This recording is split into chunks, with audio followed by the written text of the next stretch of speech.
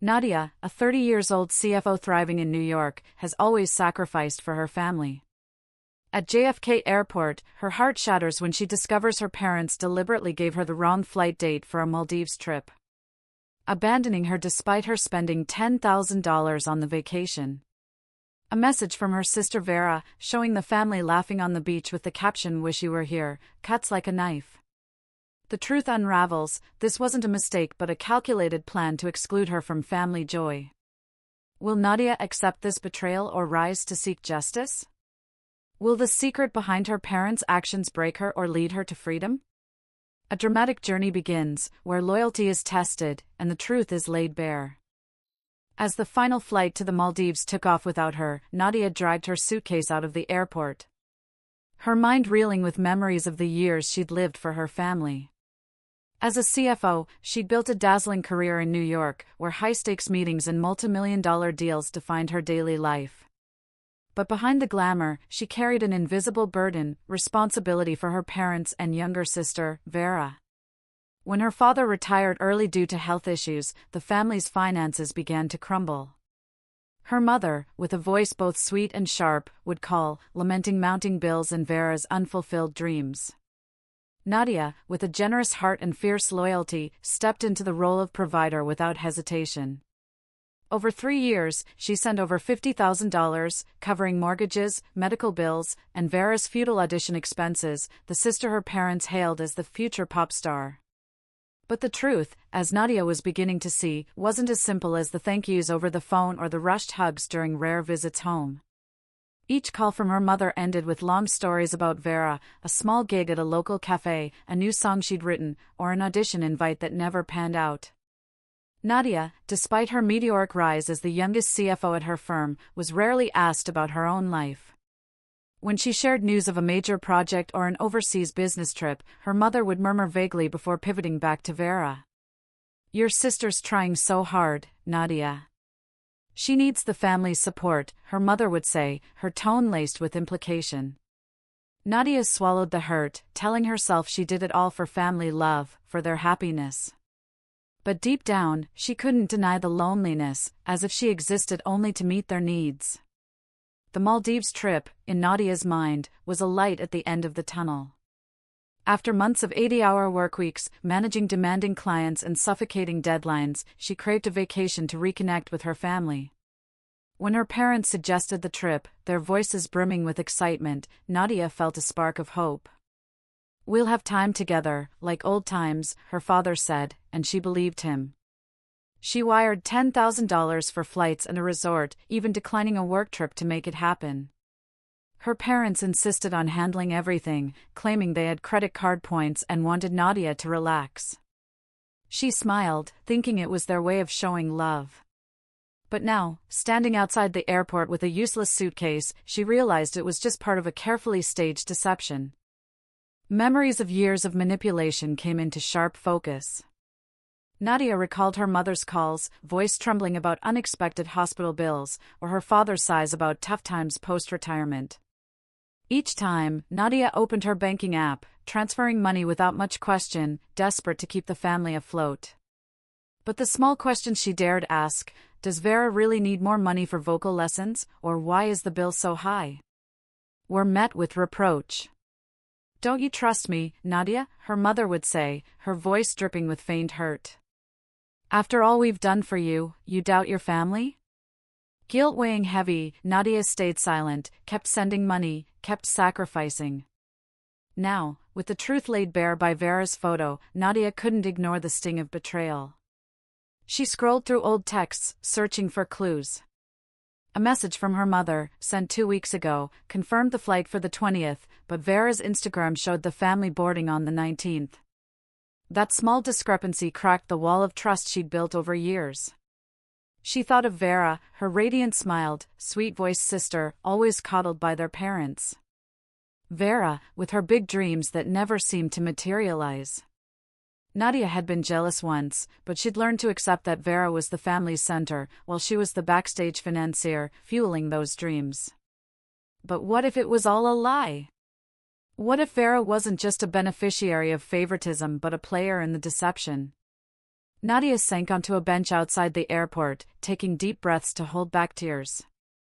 She remembered her last visit home, when her mother hugged her tightly and said, "You're my pride, Nadia. Without you, we wouldn't have made it." Those words had warmed her then, but now they felt like sugar-coated poison, masking a bitter truth. She'd sacrificed her dream of buying her own apartment, trips with friends, and time to build her own life, all to keep her family from collapsing. And what had they done with her sacrifices? They'd taken her money, schemed behind her back, and left her alone at the airport, heart shattered and trust in tatters. As night fell, Nadia stood, pulling her suitcase toward a taxi. The taxi ride from JFK felt like a descent into the fog of betrayal, Nadia's heart still raw from her family's deception. Vera's vibrant Maldives beach photo haunted her, a cruel reminder of the trip she'd funded but was deliberately excluded from. As the city lights streaked by, her resolve sharpened. She needed answers, and she needed them now. A brief text to her Aunt Martha, her rare confidant in the family, read, "Auntie, I need to talk. Something's wrong with Mom and Dad." It was a lifeline, a plea for clarity amid a storm of lies. For years, Nadia had lived as the dutiful daughter, pouring money into her family's needs, believing their gratitude was genuine. But the airport shock had shattered her trust, forcing her to face the truth. Her parents' love was a facade, and the life she'd sustained was built on manipulation. Now, stepping into Martha's cozy Brooklyn apartment, the faint scent of chamomile tea in the air, Nadia braced herself for revelations that would fracture her world further. Martha, with her sharp eyes and no-nonsense demeanor, wasted no time. She slid a brown file across the dining table, her expression a mix of pity and resolve. "Nadia, you need to see this," she said, her voice steady but heavy. Nadia's hands trembled as she opened the file, revealing a stack of documents like a Pandora's box. The first page was a credit report, not hers, but in her name, detailing a $20,000 loan she'd never applied for. Her breath caught as she flipped to the next, bank statements showing $15,000 in withdrawals from the savings account she'd painstakingly built for her dream apartment. The signatures on the forms were hers, but not by her hand, forged with chilling precision. "They used your social security number," Martha said softly. "This is identity theft, Nadia. A crime." The words hit like thunder, the room spinning for a moment. Her parents, who'd raised her, hadn't just lied about the Maldives trip, they'd systematically stolen her financial security. Nadia's mind reeled, struggling to reconcile the parents she'd loved with the strangers who'd committed this betrayal. She thought of late-night calls, her mother's trembling voice promising to repay money when things get better. She thought of her father's rare smiles, reserved for Vera's fleeting moments of success. But this was a violation beyond emotional manipulation. It was a calculated theft of her future. As she sifted through the papers, another bomb dropped, a series of Venmo transactions labeled Vera's vocal coaching and LA audition fees. But Martha's next words turned Nadia's shock into blazing fury. "Vera's not in Los Angeles," Martha said, pulling up a local bar's Instagram on her phone. There, in a grainy photo, was Vera, serving drinks in a Brooklyn dive, timestamped just days ago.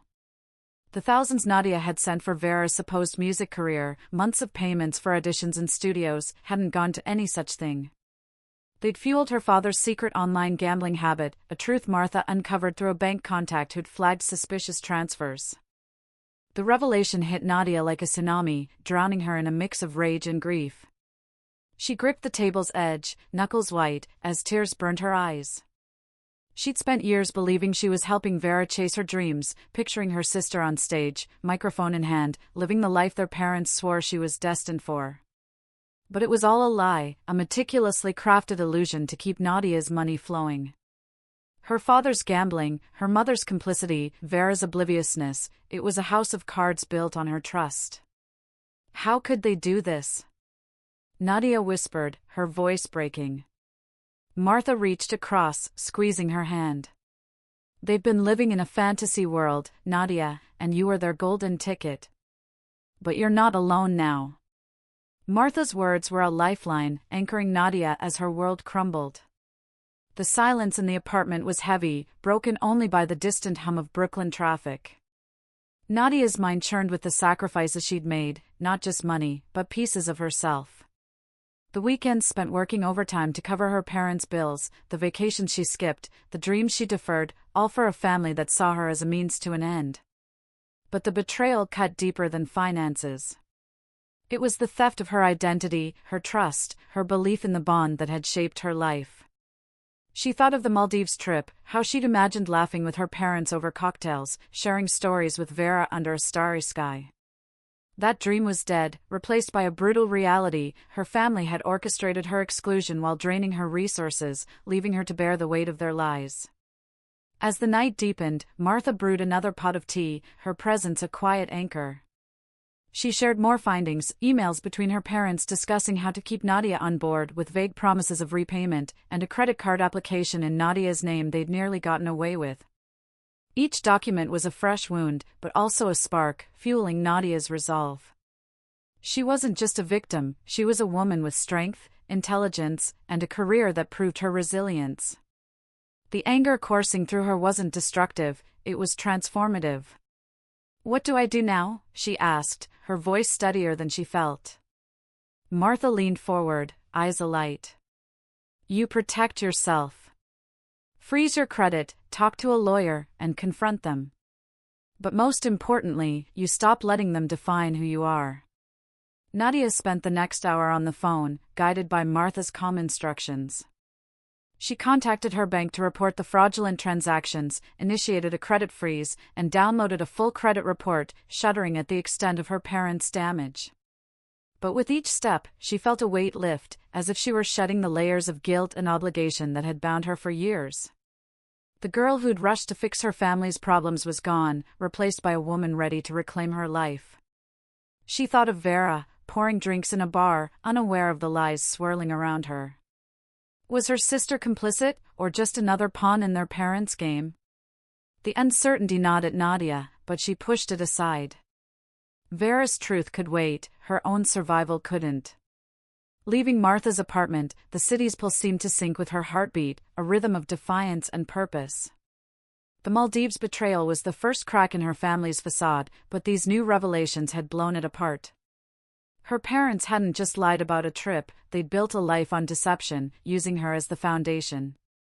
The $20,000 loan, the stolen savings, the fabricated story of Vera's career, it was a betrayal so profound it redefined everything Nadia thought she knew. But in that pain, she found clarity. She wasn't just fighting for justice, she was fighting for herself, for the life she deserved. As she hailed a taxi, her phone buzzed with a call from her mother, that once soothing voice now laced with desperation. Nadia let it go to voicemail, a small but seismic act of rebellion. The confrontation was coming, and when it did, she'd be ready, not as the daughter they'd exploited, but as the woman they'd underestimated. Nadia texted her parents and Vera, inviting them to Martha's apartment tomorrow afternoon. The showdown was set, and she wouldn't let them slip away again. The next day, as pale sunlight filtered through Martha's living room window, Nadia stood by the dining table, hands resting on the file of documents like a warrior arming herself. The doorbell rang, and her heart flickered, but she took a deep breath, reminding herself this was the moment to reclaim her life. Her parents entered, her mother with a forced smile, her father with a sullen scowl, and Vera, eyes darting nervously, as if sensing something was about to shatter. The air in the room was thick with tension, as if the world itself held its breath. Nadia didn't greet them or mince words. She opened the file, laying out each paper on the table, the credit report, bank statements, Vera's Instagram post from the Brooklyn bar. "Explain," she said, her voice cold as steel, though inside, a storm of emotions roared. "The $20,000 loan in my name, $15,000 drained from my savings. And Vera, working in Brooklyn, not LA. You lied to me, stole from me, and betrayed me. This ends today." Her mother instantly burst into tears, the waterworks like a rehearsed performance. "Nadia, how could you think that? We're family. It's just a misunderstanding." But Nadia didn't waver. She slid forward a copy of an email exchange between her parents, plotting to keep Nadia in line. Her mother froze, the fake smile vanishing. Her father shot to his feet, face flushed. You dare dig into our private matters? Who do you think you are? He bellowed, but his voice trembled, lacking its old authority. Then, as a final ploy, he clutched his chest, gasping, "My heart, call an ambulance." Nadia nearly fell for the familiar trap, but she caught her mother's eyes, not panicked, but calculating. "No," she said, her voice sharp as a blade. "No more games. No ambulance, no tears will save you today." Vera, silent until now, leapt up, face pale. "What are you saying about LA? I was never there." She turned to their parents, voice shaking. "You told her I was auditioning? Where did that money go?" Her question was a bomb, detonating the room into chaos. Their mother stammered about necessary expenses, but Vera wasn't listening. She stormed out, her sobs echoing behind the door. Nadia watched her go, a pang in her chest, but she knew this wasn't the time to follow. Vera needed space, and she needed to finish this fight. She turned back to her parents, now small and frail, like imposters unmasked. "You committed crimes," she said, sliding a lawyer-drafted repayment agreement across the table. "Sign this, repay every cent you took.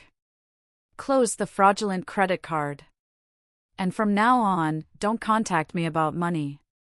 Her father, after a long silence, tried to salvage things. "Nadia, you're our flesh and blood. You do this to your parents? We only wanted what's best for the family."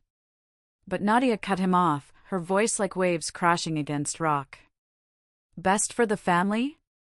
You used my money to feed Dad's gambling, Mom's luxury shopping, and a fake dream for Vera. You're not my family. Family doesn't steal identities, lie, or betray." Her words were a final blade, severing the already frayed bond. Her father, for the first time, bowed his head, signing the agreement with a trembling hand. Her mother stopped crying, sitting motionless, eyes vacant. Nadia felt a void in her heart, not triumph, but a deep sorrow for the family she'd once believed in. As her parents left, Martha placed a hand on Nadia's shoulder, whispering, "You're stronger than they ever imagined." But the moment broke when Vera burst back in, eyes red, hair disheveled. She stood in the doorway, voice choked. "Nadia, I didn't know. I thought you didn't care about me, that you were too busy with work. They said you didn't want to help with my college, so they had to borrow." Vera stepped forward, dropping to her knees before Nadia, tears streaming. "I was jealous of you, of your success. I was wrong. Please forgive me." Nadia froze, her heart torn. Part of her wanted to embrace Vera, to soothe their shared pain, but another part, still raw, wasn't ready to open up. She nodded, voice hoarse. "I need time, Vera. But thank you for being honest." After the confrontation, Nadia left Martha's, walking under Brooklyn's gray sky. She'd done the unthinkable, faced her family, set boundaries, and held them accountable. The repayment agreement was a first step, but she knew the battle wasn't over. Her parents would try to manipulate, send tearful texts or threats, but she blocked their numbers, a small but monumental act. She opened her banking app, closing the joint account she'd used to send them money, and contacted her insurer to remove them as life insurance beneficiaries. Each step was a cut, freeing her from invisible chains. Vera's sincere apology was an unexpected light, but Nadia wasn't ready to trust. She needed time to heal, to rebuild herself. Back at her apartment, Nadia sat by the window, watching the traffic below. She thought of the years spent living for her family, the dreams she'd shelved to keep them afloat. But now, she wasn't that girl anymore. The confrontation wasn't just the end of a painful chapter, it was the start of a new Nadia, one who knew her worth, who understood that real love didn't demand unconditional sacrifice. She closed her eyes, picturing a Maldives beach, where she'd treat herself to a trip, not to forget, but to celebrate the strength she'd found.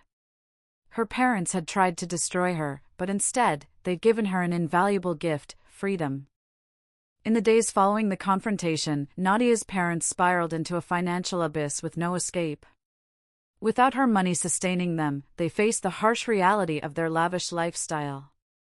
The sprawling suburban house, once her mother's pride with its extravagant parties, was listed for sale within 2 weeks. Martha relayed that they'd moved to a cramped Queen's apartment where their luxury items, from the leather sofa to the flat-screen TV, were replaced with second-hand substitutes. Her mother, once a master of emotional manipulation, sent desperate texts laced with pleas and blame. "Nadia, you're letting me live like this? I can't sleep worrying about the future," one message read, but Nadia quietly blocked the number.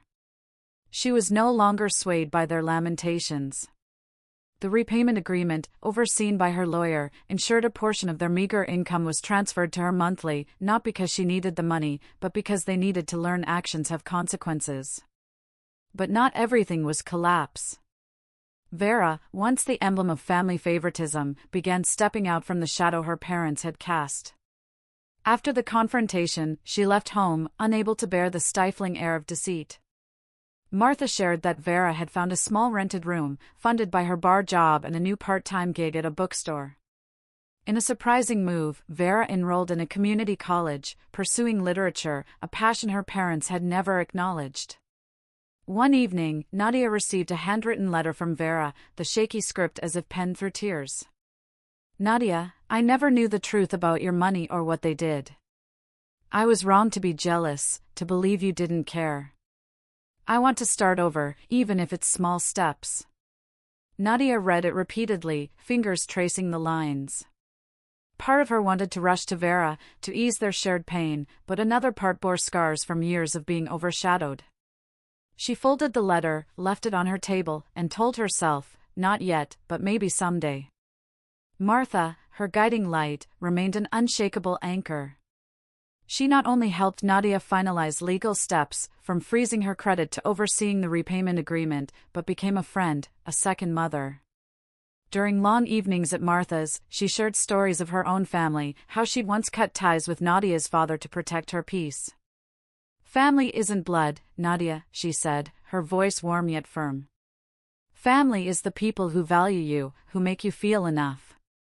Her words were a breeze, clearing the fog of guilt Nadia had carried for daring to stand up to her parents.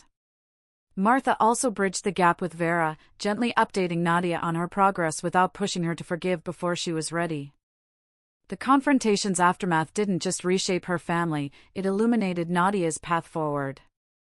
She realized the boundaries she'd set weren't selfish but an act of self-love. She began reassessing her life, the relentless workdays, the dreams she'd shelved, the moments she'd thought happiness depended on her family's approval. Now, she learned to say no without guilt, to carve out time for herself. One afternoon, she joined a yoga class, once dismissed as a luxury, and felt her body lighten, each pose a step away from the past. She started journaling, pouring out thoughts and emotions she'd long suppressed, each page a piece of the new Nadia, stronger, more confident, no longer living to please others. While her parents sank into hardship, Nadia thrived in her own light. She accepted an invitation to speak at an international finance conference, an opportunity she'd once declined out of family concerns. This time, she said yes, and the London trip was not just a career milestone but a declaration she deserved big opportunities. Back home, she began searching for her dream apartment, unburdened by the money she'd lost. Every decision, from buying flowers for her place to crafting a personal financial plan, was a testament to living for herself. Vera, though still at a distance, became an unexpected spark of hope. One day, Nadia received a text, a photo of Vera outside her college, beaming, with the caption, "First day, sis. Thanks for being strong." Nadia smiled, tears welling. She wasn't ready to fully open her heart, but the message was a reminder that truth, however painful, had opened doors for both sisters. She replied briefly, "Congrats, Vera. Keep going."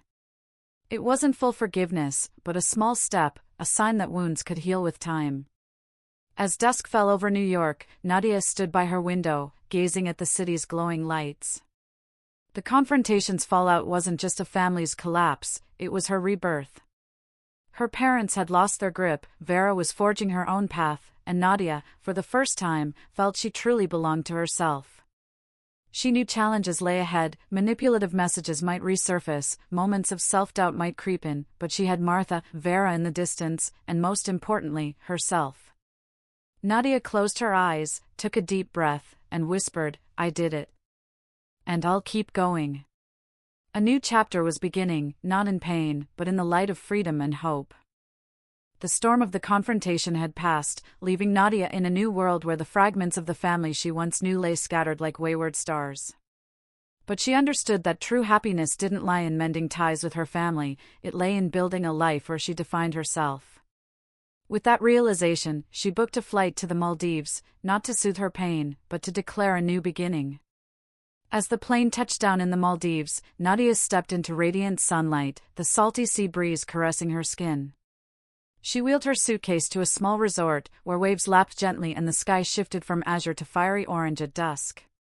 Standing on the white sand, she closed her eyes, her breath syncing with the ocean's rhythm. This wasn't the family trip she'd once envisioned, filled with laughter around a dinner table or stories under moonlight. This was her trip, a testament that she didn't need anyone's approval to feel whole. As the sun set, painting the sea in vibrant hues, Nadia whispered to herself, "This is the first time I'm truly living." Tears rolled down her cheeks, not from sadness, but from liberation, a woman who'd found light after darkness. In the Maldives, Nadia spent her days strolling the beach, reading under palm trees, and writing in the journal she'd started post-confrontation. Each page was a step forward, rediscovering dreams she'd buried. She wrote about the Manhattan apartment she'd buy, the trips she'd take, and maybe, one day, opening her heart to Vera. But she also wrote about moments of self-love, like declining an unnecessary work project to prioritize herself, or smiling in the mirror, no longer seeing the girl who lived to please others. The Maldives, with its serene beauty, became a mirror reflecting the new Nadia, a woman no longer defined by duty or guilt. Back in New York, Nadia returned to her office with renewed energy. The confrontation had freed not just her heart but her potential. Within weeks, she was promoted to regional director, a role she'd once thought unattainable amid family burdens. In her first meeting with her new team, she spoke with confidence she'd never known, "We'll work for our goals, but also for ourselves." The words weren't just for her colleagues, they were a reminder to herself that she deserved success, happiness, and a life unbound by the past. After work, she began viewing apartments, envisioning a space of her own, with photos she'd choose and fresh flowers weekly. The thought made her smile, a smile untainted by sacrifice. Nadia also found strength in new connections. She joined a support group for survivors of toxic families, sharing her story and listening to others. Those meetings, though sometimes tearful, gave her a sense of belonging, a family not of blood, but of understanding and respect. An older woman in the group once said, "Happiness isn't reclaiming what's lost. It's building what you want." Nadia carried those words in her heart, a compass for her new life. She started spending time with friends, taking art classes she'd once deemed impractical, and even planning a trip to Iceland, just to see the northern lights. As months passed, Nadia realized the Maldives trip wasn't just a vacation, it was a manifesto.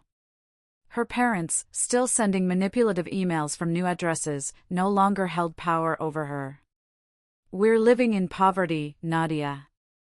Are you satisfied?" one email read, but she deleted it without replying. The repayment agreement continued, not out of kindness, but because the law held them accountable. Vera, meanwhile, sent short updates about her small victories, a high grade on a test, a new shift at work. Nadia read them with a smile but didn't rush. She knew rebuilding their bond would take time, and she had the right to set the pace. One evening, standing by her apartment window, watching New York's twinkling lights, Nadia felt a peace she'd never known. She was no longer the girl trapped in a cycle of family obligation, nor the woman seeking approval from those who didn't deserve it. She was Nadia, a brilliant CFO, a friend, a storyteller, and above all, herself. The Maldives had taught her that happiness didn't come from reconciliation or forced forgiveness. It came from choosing herself, from walking a path she'd drawn. Closing her eyes, the vibrant beach reappeared, but this time, there was no pain. Only her, standing tall amid waves and wind, with the world ahead. Thank you, she whispered, not to her family, but to herself, for letting me find me. Nadia's journey teaches us that self-love is the strength to break free from toxic relationships. Don't let emotional manipulation or family obligations hold you back. Set boundaries, face the truth, and pursue your own dreams. Freedom begins when you dare to choose yourself. Today, take one small step, write down a personal goal, say no to an unworthy demand, or find a supporter like Martha was for Nadia. Like to support inspiring stories, comment to share the lesson you've learned, and subscribe to stay updated with deeper content. Your support fuels us to keep delivering meaningful stories that help you live more fully.